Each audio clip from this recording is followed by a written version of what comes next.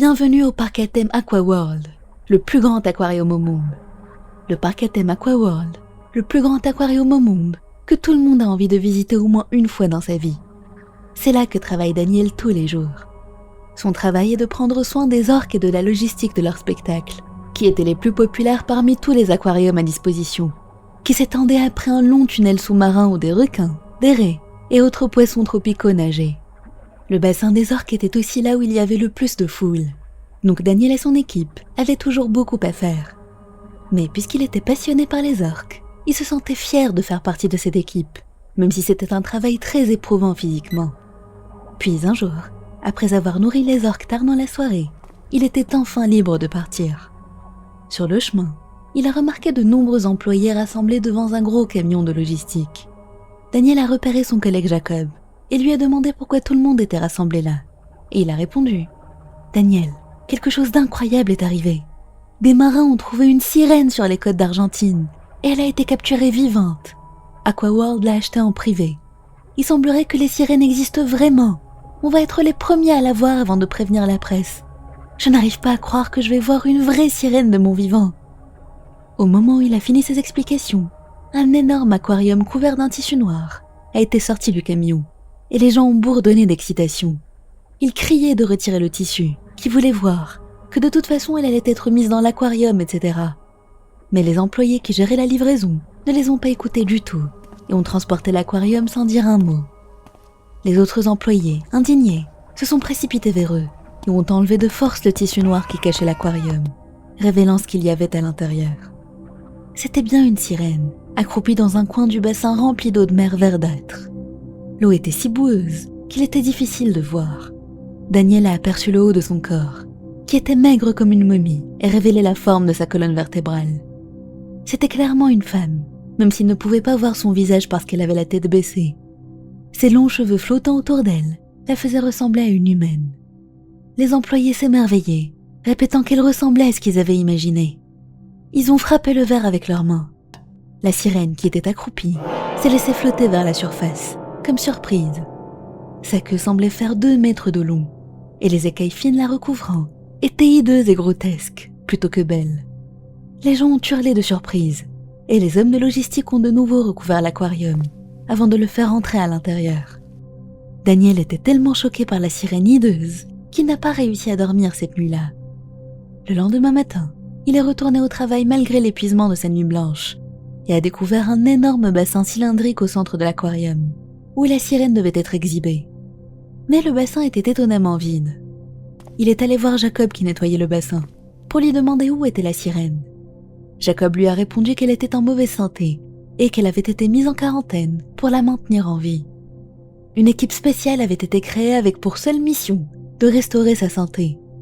Tous les employés ont évidemment essayé d'entrer dans la zone de quarantaine, mais l'accès y était interdit pour tout le monde. Daniel non plus n'a pas pu revoir la sirène, et chaque jour, il regardait le bassin vide, attendant le jour où la sirène serait enfin révélée. Pendant ce temps, le fait qu'Aquaworld possède une sirène a été annoncé à la presse, et les médias du monde entier en ont parlé. L'aquarium a connu une hausse incroyable de visiteurs, même si la sirène n'était même pas exposée, au point où les gens campaient dehors pour garder leur place dans la file d'attente infinie. Cet engouement était dur pour le personnel. Ils avaient dû renoncer à leurs vacances et travailler à des horaires inhumains pour gérer l'afflux de touristes. Selon les rumeurs, le directeur d'Aquaworld avait payé une somme astronomique pour l'acquisition de la sirène. Mais bien qu'elle n'ait même pas encore été exhibée, il semblerait qu'il allait facilement amortir son investissement. Ce qui était encore plus choquant, c'est qu'Aquaworld avait organisé un événement gratuit au milieu de tout ce chaos, avec autant de gens rassemblés autour. C'était un événement de nuit qui commençait à 21h pour se finir à minuit. Il était destiné aux travailleurs étrangers qui vivaient seuls, aux sans-abri et aux gens aux revenus bas. En apprenant la nouvelle, le personnel de l'aquarium s'est mis en grève pour protester contre la surcharge de travail. Mais heureusement, ils ont été soulagés d'apprendre qu'une équipe de nuit serait embauchée et managée séparément spécifiquement pour gérer ces soirées gratuites. Quelques jours plus tard, alors que Daniel était en train de se changer pour se mettre en tenue de travail, Jacob est venu le voir. Il était blanc de peur, avec une expression terrorisée sur le visage. Il a chuchoté « Daniel, je suis resté à l'aquarium hier après minuit, et j'ai vu quelque chose de fou. » Daniel lui a demandé ce qui s'était passé, parce que Jacob avait disparu la veille très tôt, donc Daniel avait pensé qu'il avait eu une urgence à l'extérieur. Oui, je n'ai pas réussi à dormir depuis que nous avons vu cette sirène. J'ai pris des somnifères, mais je n'ai pas réussi à rester réveillée jusqu'au lendemain. Je me suis cachée dans un hangar pour faire une sieste, mais quand je me suis réveillée, il était minuit passé et tout le monde était déjà parti. J'ai dormi pendant des heures sans même m'en rendre compte. Il a dit que quand il se préparait à partir au travail après son réveil, il a été surpris par des personnes qui criaient à l'extérieur. Il s'était précipité hors du hangar vers la direction des cris et avait découvert la nouvelle équipe de nuit de l'aquarium, qui avait capturé ce qu'il a supposé être des visiteurs dans une cage et les donnait à manger à la sirène. Daniel n'arrivait pas à y croire. C'était vraiment une sirène mangeuse d'hommes? Jacob lui a confirmé que c'était vrai, qu'il l'avait vue de ses propres yeux. La sirène avait soudainement changé, ressemblant à un piranha, et avait dévoré ces pauvres gens. Il a ajouté: « J'étais hésitant à l'idée de le signaler parce que j'avais peur d'être viré, mais ce n'est pas correct. Je dois le signaler à la police. » Et c'est ce qu'il a fini par faire.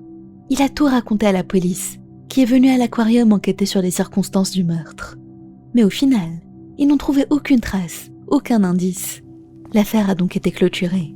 Jacob, accusé d'avoir donné un faux témoignage, a été viré immédiatement après. Le temps est passé, et un jour, Daniel a reçu un appel de Jacob à l'aube. « Daniel, ils sont dehors. Si je meurs, je t'en supplie, trouve le responsable. » Daniel, choqué, lui a demandé de quoi il parlait. Mais Jacob a raccroché avant qu'il puisse lui donner sa réponse. Et quand il l'a rappelé, il n'a pas répondu. Daniel s'est dit que Jacob l'avait appelé suite à un cauchemar, sûrement dû au stress d'avoir été viré, donc il ne s'en est pas alarmé. Cependant, le jour suivant, il a appris que Jacob était décédé de cause inconnue. Il était clair qu'il avait été assassiné par quelqu'un.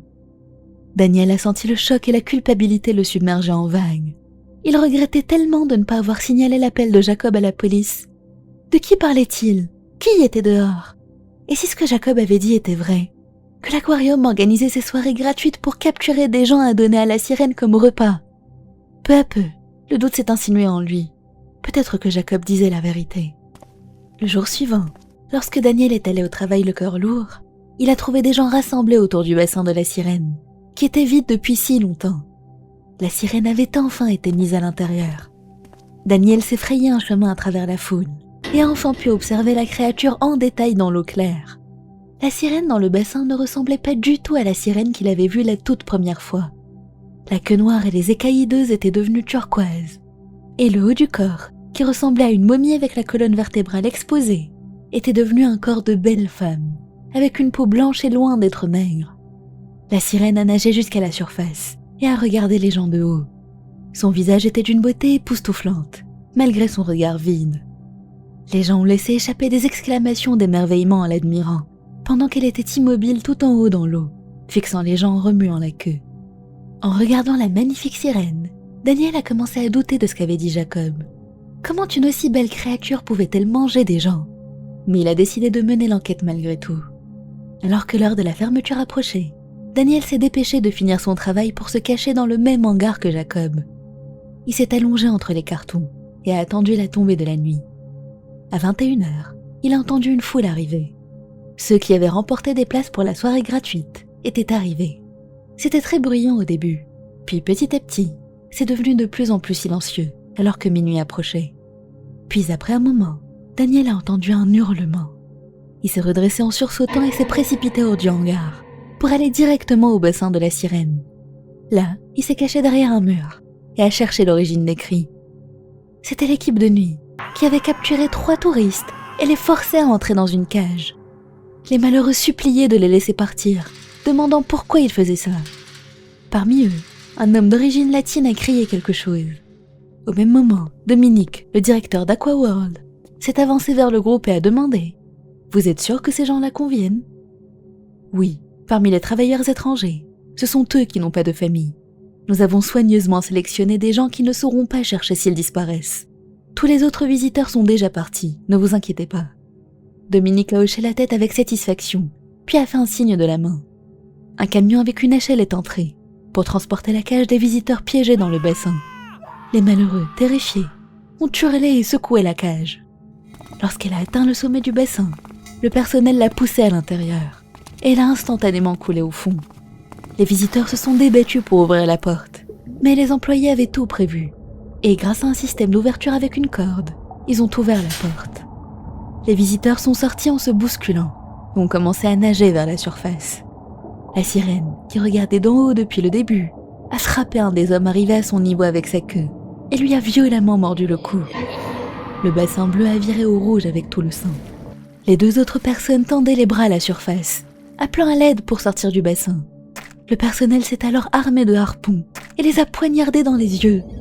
Pendant qu'ils se tordaient de douleur, se tenant les yeux, la sirène est arrivée et les a dévorés en un clin d'œil. Daniel, qui avait assisté à toute cette scène horrible, s'est dépêché de partir de là, tremblant de partout.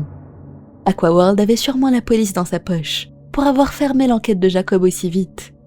Et puisqu'il était mort sans la moindre trace, Daniel savait qu'il serait en danger s'il prévenait les autorités. Le lendemain, à son retour au travail, il a vu que le bassin de la sirène, qui était taché de rouge à cause du sang, était de nouveau d'un beau bleu avec de beaux coraux. Quant à la sirène, qui avait dévoré ces pauvres gens comme un piranha, nageait dans l'eau d'une beauté qu'elle ne méritait pas. La voir donnait des frissons à Daniel. Mais en la regardant, il a soudainement remarqué que la queue de la sirène, qui faisait plus de 2 mètres de long, était devenue beaucoup plus courte. Elle faisait désormais la taille d'une jambe humaine. Son apparence générale était aussi en train de changer. Sur un des murs de l'aquarium, l'affiche pour les soirées gratuites était toujours affichée, avec le même texte qui lui glaçait désormais le sang d'horreur. Donc cette nuit-là aussi, après minuit, des innocents allaient être sacrifiés à ce monstre mangeur d'hommes. Daniel a fait sa journée de travail comme d'habitude, puis est retourné au hangar pour s'allonger derrière les cartons, attendant minuit. Il s'est couvert les oreilles pour masquer les hurlements d'agonie des malheureux sacrifiés. Puis il a attendu 3 heures du matin, le temps que tout redevienne silencieux. Il est sorti du hangar et s'est approché du bassin de la sirène, qui nageait tranquillement dans le bassin nettoyé comme si rien ne s'était passé. Daniel a commencé à grimper au sommet du bassin, pendant que la sirène lui souriait, d'un sourire terrifiant. Une fois arrivé en haut, il a sorti une grande quantité de cyanide de potassium qu'il avait ramené avec lui, et a tout versé dans le bassin. Après quelques instants, la sirène s'est tenue le cou, et s'est mise à se tordre dans tous les sens, cognant la paroi du bassin. Le verre s'est fissuré dû à sa force phénoménale, et n'a pas tenu longtemps. Le bassin s'est brisé, son eau se répandant partout. Daniel a plongé au sol, jeté depuis le haut de son échelle. Quand il a rouvert les yeux, il était allongé sur du verre brisé, et quelque chose est passé devant lui. C'était la sirène, qui rampait rapidement sur le sol, à l'aide des 2 jambes humaines qui avaient poussé de chaque côté de sa queue. Comme les têtards qui grandissaient pour devenir des grenouilles, la sirène avait lentement évolué en une humaine à force de manger des humains, et semblait avoir mal alors qu'elle s'enfuyait, rampant de manière grotesque. Daniel s'est difficilement relevé, a attrapé un des harpons à côté de lui, et l'a suivi. La sirène devait être tuée pour qu'il n'y ait plus de victimes. Soudainement, une voix retentit. « Pose ce harpon, ne la tue pas !» Un homme est sorti de derrière un mur, se précipitant vers Daniel pour lui arracher le harpon des mains. Daniel, surpris, lui a demandé qui il était, et l'homme a répondu. « Je suis un des marins qui ont capturé cette sirène sur les côtes de l'Argentine. J'ai entendu dire qu'il y avait une soirée gratuite à Aquaworld, et j'ai tout de suite su que c'était pour trouver des victimes à donner à manger à la sirène. Et quand je suis arrivé ce soir en tant que travailleur étranger, c'était exactement ce que j'avais deviné. » Daniel lui a demandé pourquoi il voulait épargner la sirène. « Tu dois les attraper vivantes pour faire de l'argent. J'étais contre l'idée de les vendre à la base, mais un des marins l'a secrètement vendue à Aquaworld. » Le marin a couru derrière la sirène et a lancé un filet. La sirène, piégée dedans, a remué violemment la queue, révélant ses dents acérées. Le marin a observé ses nouvelles jambes humaines et a soupiré. Je n'imagine même pas la quantité de chair humaine qu'ils ont dû lui donner pour qu'elle développe des jambes. Il a sorti un couteau de sa poche et, sans hésitation, a découpé les 2 jambes attachées à la queue de la sirène, qui a hurlé d'une manière abominable. Elles n'ont pas besoin de manger de chair humaine, tu sais, mais celle-ci ne pouvait pas s'arrêter parce que c'était bon. La viande a toujours été précieuse pour les sirènes vivant en mer dans l'ancien temps. Mais comme il y avait beaucoup d'hommes qui se faisaient attirer par leur chant, la chair humaine était la plus simple pour elles à avoir. Et puisqu'elles ne mangent que ce qu'elles veulent, elles ne se sont nourries que d'humains. Les sirènes étaient gâtées. Il a traîné le filet avec la sirène à l'intérieur et est sorti de l'aquarium. Au même moment, d'autres marins sont sortis d'un camion réfrigéré garé là et ont mis la sirène à l'intérieur. Ils ont remercié Daniel pour son aide, puis ont disparu. La localisation de la sirène est inconnue depuis. Le jour suivant, en apprenant la nouvelle que la sirène avait disparu, Aquaworld a sombré dans le chaos. Puis, quelques mois plus tard, un autre aquarium a fait la publicité de ses nouvelles soirées gratuites.